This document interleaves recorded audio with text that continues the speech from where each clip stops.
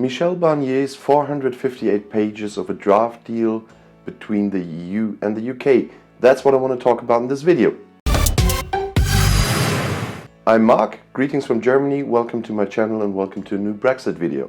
If you're new to my channel, don't forget to subscribe, click the little bell and the notifications so you won't miss my new Brexit videos in the future. Boris Johnson wanted to be in the offensive this time negotiating with the EU. Unlike Theresa May, he wanted to be the first one to bring proposals to the EU to be in the offensive and on the defensive, or only to be able to react. For that reason, he announced that next week, before the next round of negotiation starts, he would publish a deal draft based on the EU-Canada deal. But that didn't work out. Michel Barnier was faster. Michel Barnier sent his draft deal for trade and security on Friday morning to the EU 27, to the EU Commission and to the UK government. It's not published yet, but some German newspapers got their hands on it already, and so I can tell you a little bit about it today. On the 458 pages, it sets out the ways to reach a very close partnership between the EU and the UK. And from beginning to the end, you can see the EU wants to negotiate from a position of strength. You can see that, for example, in the part of trade. Michel Barnier completely based it on the red lines set to him by the EU Council. And there's absolutely no acceptance for any kind of dumping. I talked about this in my last video on ecology, wages, state aid and everything like this, as I mentioned before. But he's even going further. That should also apply for future standards. Despite the past, there should be kind of a consulting mechanism between the EU and the UK for the future, and the UK would not be forced to implement these future standards, but for that case the EU would have a mechanism to just nullify parts of the agreement or the trade deal, and that would touch a future UK-US trade deal.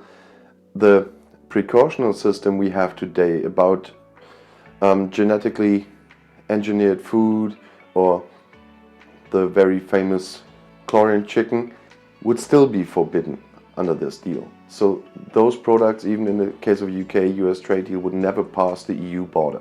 And as I said, from beginning to the end, he is proposing everything on the red lines of the EU Council. And that's quite a provocation for Boris Johnson, I can imagine, because Boris Johnson and his government made quite clear they don't want to obey to EU standards. They believe their standards are higher anyway, and especially they won't obey for future standards after not being a member of the EU anymore. And the same continues in this proposal, for example, with fishing. The proposal says on every 10th of December, the EU and the UK have to negotiate the quotas for the next year, still based on scientific facts like it is today. But, and that's another problematic bit for the UK, even if they don't agree on a quota, they just would continue on the old quota of the last year until they reach a new conclusion. And as I said, this proposal is not only about trade, it's also about security, and 60 pages of this proposal are about security. It excludes all the fields that are exclusive for EU members, so the UK wouldn't get no access to anything that is just for EU members. For example, security information that is based on the Schengen treaties. And the UK had access to the Schengen information system, and that was the biggest and most complex one. And by the way, the UK was the country or the member country that used that the most. But that is completely excluded from this deal. And there are other things the UK already denied. That is, London would have to agree to the European Human Rights Charter and to the conventions of the European Council. And in this proposal, the EU would say if the data protection standards in the UK are high enough to take part in these security measures, not the UK. And to be honest, in the EU there is a lot of doubt about the UK data protection standards. I'm not an expert in that, so I can't comment on that if that's true or not, but I can state the fact that in the EU and in EU governments there is a lot of doubt about it. And this proposal also includes 17 pages about foreign policy and defense.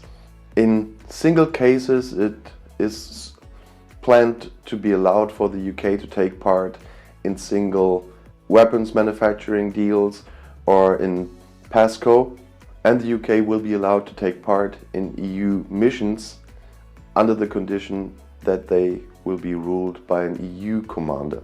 And in case of Galileo, the European satellite system, the UK will only be allowed to use it if they either take part in the civilian European space program, or in case they bring up a system like this themselves, they give the EU access as well. So you see, this doesn't make next week's negotiations easier, which were supposed to happen in London. Of course, because of the current crisis, it will not happen in London. It will be done by video conferences, which makes real sense. And it's quite a provocation. Now we have to wait for Boris Johnson's proposal, which I definitely believe will be the complete opposite of Barnier's proposal. And there will be a lot of space for friction, not for the time of the deal, but for the time of the negotiations. It's not getting easier. If you want to see more Brexit videos, I've put another one in my end screen here for you. I hope to see you there. And to say it with a viral goodbye from Angela Merkel from the last days in the press conference. Tschüss, mach's gut, and see you.